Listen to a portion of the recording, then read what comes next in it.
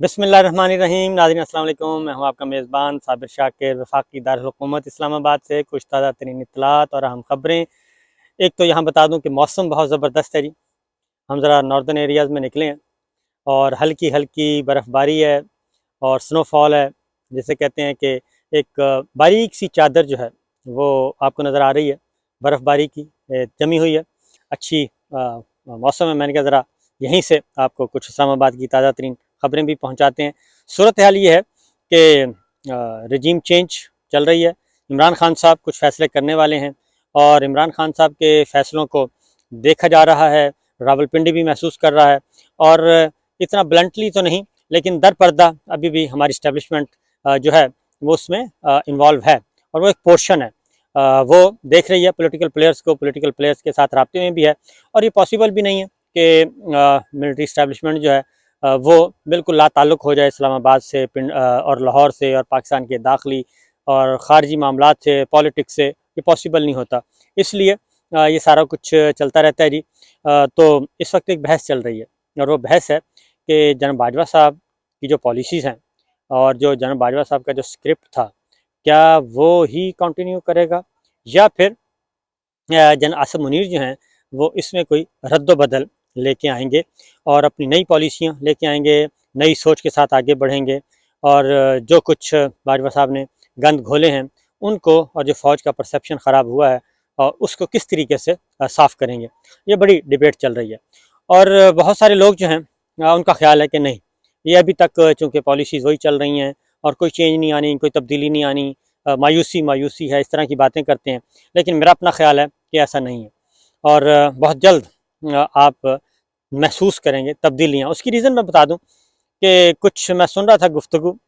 आपको मालूम है कि बाजवा साहब के जो बाजवा साहब कर रहे थे और जो कुछ उन्होंने किया, और ख़ास तौर पे जब गवर्नमेंट का तख्ता उलट दिया गया बज़रिया तहरीक अदम एतमाद, उसके बाद जो कुछ हुआ इंसानी हकूक़ के हवाले से, वो तो बाइस शर्म है। और इवन बाजवा साहब ने तो अपने असातिज़ा कराम को भी मुआफ़ नहीं किया। रिटायर्ड फ़ौजी बुज़ुर्गों के खाना पीना बंद कर दिया, उनकी पेंशन बंद कर दी, उनके बोलने पर पाबंदी लगा दी, उनकी सोशल लाइफ तबाह कर दी।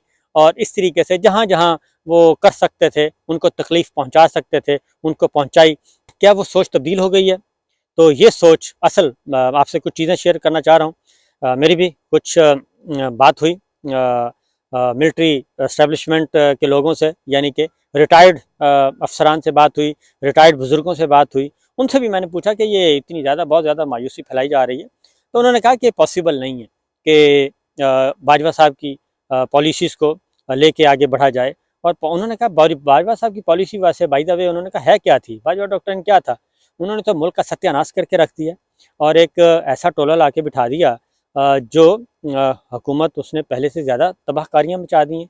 और इस वक्त पाकिस्तान का शुमार दुनिया के महंगे तरीन मुल्कों में होने लगा है और एशिया में जो है उसका एशिया में ये पाकिस्तान जो है वो दूसरा मुल्क बन गया है।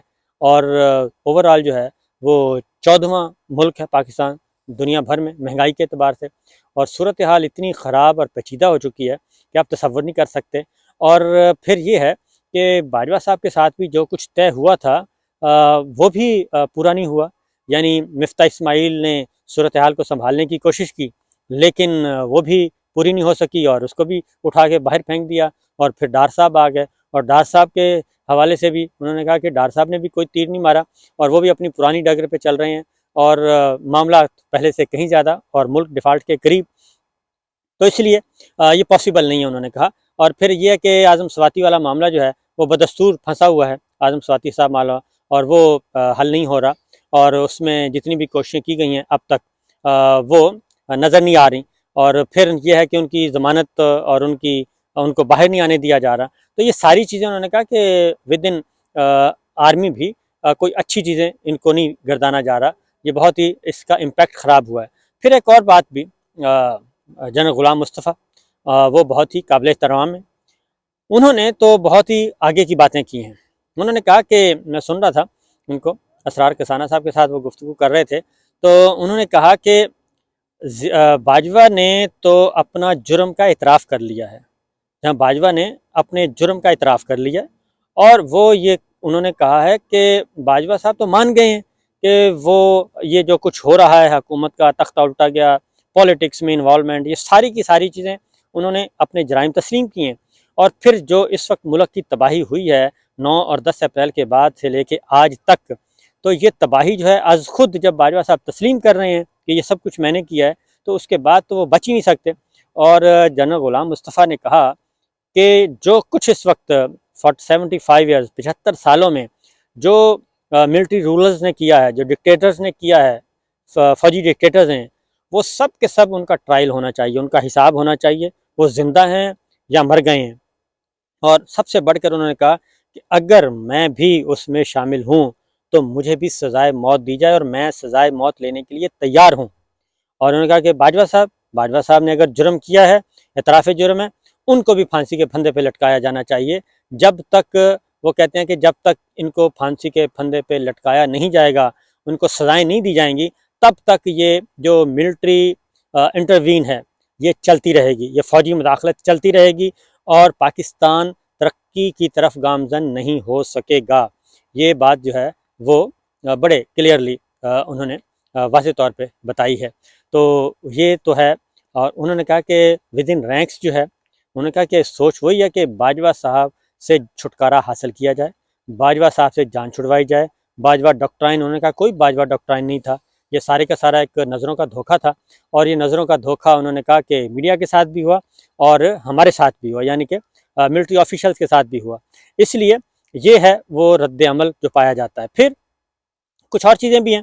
अब आते हैं ज़रा पॉलिटिक्स की तरफ कि एक और जनरल फैज़ हमीद साहब का आया पॉलिटिक्स में कि जी वो पॉलिटिक्स में आ रहे हैं, सियासत में आ रहे हैं। वो एक जलसा, एक गैदरिंग थी, उसमें उनको कहा जा रहा था कि जी आप पॉलिटिक्स में आ जाएं और आप भी हिस्सा लें।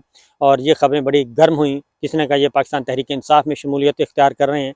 तो मैंने तो दूसरी तरफ जब देखा तो बाजवा साहब को, तो बाजवा साहब, उनके सुसर, उनके समधी, वो जो जिस डगर पे चल रहे हैं, मुझे तो लग रहा है कि वो बाजवा साहब रिटायर होने के बाद ज़्यादा एक्टिव हो गए हैं और वो ज़्यादा मुलाकातें कर रहे हैं। साबिक चीफ जस्टिस साकिब निसार साहब से मुलाकात की, कुछ और उन्होंने मुलाकातें की और वो अपने अधूरे काम को पूरा करना चाह रहे हैं या उनको दबाव है कि वो हर सूरत में पूरा करवाएं। क्योंकि अभी जुमा 8 दिन हुए उनके रिटायर हुए और उनको कोई सिक्योरिटी विक्योरिटी में मिल गई है, सब कुछ मिला हुआ है, तो उसका भी वो फ़ायदा उठा रहे हैं। और सिक्योरिटी पॉइंट ऑफ व्यू से, क्योंकि इनको सिक्योरिटी, वो परवेज़ मुशर्रफ साहब का तो और मसला था कि उन्होंने तो कुछ ऐसे काम किए हुए थे दहशतगर्दी के ख़िलाफ़ जंग के मामले में, उन पे तो अपने पे कातिलाना हमला हुआ था, तो उनकी सिक्योरिटी की तो समझ आती थी। तो इनकी जो सिक्योरिटी का मामला है, इनका तो सिक्योरिटी है कि पाकिस्तान के अवाम जो हैं वो खुद बहुत ज़्यादा अभी भी गम और गुस्से का इजहार कर रहे हैं, जो कुछ वो करके गए हैं। तो बाजवा साहब जो हैं, मुझे तो ये लग रहा है कि बल्कि मुस्लिम लीग नवाज़ ने, के लोगों ने बताया कि वो शहबाज शरीफ साहब के बहुत ज़्यादा करीब हैं, क्लोज़ हैं और हो सकता है कि बाजवा साहब जो हैं वो पॉलिटिक्स में आ जाएं और मुस्लिम लीग नवाज़ वो आएँ या उनके कोई अजीज़ आ जाएं या हो सकता है उनके ससुर आ जाएं। और ये मुस्लिम लीग नवाज़ की रिपोर्ट है कि उनको शेल्टर तो चाहिए, कोई ना कोई शेल्टर चाहिए कि जिसकी वजह से वो अपनी जो मामूल की ज़िंदगी है वो गुजार सकें और थोड़ा सा पावर को एंजॉय कर सकें। तो उनकी जो अभी तक एक्टिविटीज़ हैं वो भी ऐसे लग रही हैं। फिर बाजवा साहब खुद भी कहते होते थे कि जी मेरा 40 साल का पॉलिटिक्स का तजर्बा है और ये बाकी सियासी जमातें हैं, इनका तो कोई तजर्बा नहीं है, मेरा 40 साल का तजर्बा है। मतलब ये है कि ये पहले दिन से ही, जब 1980 में उन्होंने फ़ौज ज्वाइन की थी और उन्होंने जब फ़ौज ज्वाइन की थी तो उस वक्त ज़ियाउल हक साहब का दौर था, ज़िया साहब का दौर था। 77 में ज़िया साहब ने मार्शल लॉ लगाया था हुकूमत का तख्ता उलट के। तो उस वक्त से शायद इनकी कोई जो है थी उम्मीद, किरणें फूट रही थी। तो अब तक जो 6 साल उन्होंने किया उसमें भी कोई शक नहीं है, उन्होंने भरपूर तरीके से ये सारे काम किए हैं। अब ये तो है विद इन रैंक्स की बातें हो रही हैं और देखना है कि अगर फैज़ हमीद साहब को कहा जा रहा है कि वो पाकिस्तान तहरीक इंसाफ, हालांकि उन्होंने कह दिया है कि मैं पॉलिटिक्स में नहीं आऊँगा, लेकिन उनके कोई अजीज़ आ सकते हैं और वो खुद नहीं आएंगे। ज़ाहिर है उनको खुद को आना भी नहीं चाहिए, क्योंकि एक आदमी DGISI रह चुका हो।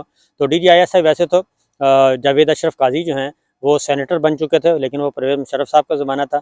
DGISI थे, लेफ्टिनेंट जनरल थे जावेद अशरफ काजी, फिर काबीना में भी बैठे, उनके खिलाफ फिर रेफरेंस भी गया नायब में, लेकिन उसके बाद वो गुम हो गया।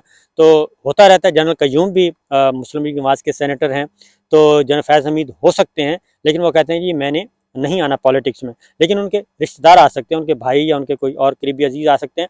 तो मुझे लग रहा है कि बाजवा साहब जो हैं वो भी पॉलिटिक्स में आएंगे, और उनकी पॉलिटिक्स अगर तो शहबाज शरीफ साहब रहे, उनके मुस्लिम लीग नवाज़ अगर शहबाज शरीफ साहब के पास रहती है तो फिर तो यकीनन वो होंगे, मुस्लिम लीग नवाज़ में जाएंगे। लेकिन अगर मुस्लिम लीग नवाज़ की लीडरशिप मरियम बीबी के पास चली जाती है और नवाज शरीफ साहब के पास रहती है, तो फिर ज़रा बाजवा साहब के लिए मुश्किल होगा, क्योंकि फिर दोबारा से बाजवा साहब को बतौर रिटायर होने के बाद रिटायर के तौर पे उनको फिर उनकी सबॉर्डिनेट बनना पड़ेगा, और वो भी मरियम बीबी के सबॉर्डिनेट बनेंगे और उनको सैल्यूट करेंगे बगैर वर्दी के। तो ये एक बड़ी दिलचस्प सूरत हाल है, क्योंकि दोनों जनरल फैज़ हमीद साहब की भी एक्टिविटीज़ और बाजवा साहब की भी एक्टिविटीज़ ये बता रही हैं कि उनके इरादे जो हैं मुस्तकबिल में घर बैठने के नहीं हैं, बल्कि कोई मुतहर्रिक लाइफ गुजारना चाह रहे हैं। किस नौइयत की होगी ये अभी नहीं पता, लेकिन बहरहाल देखते हैं कि क्या होता है।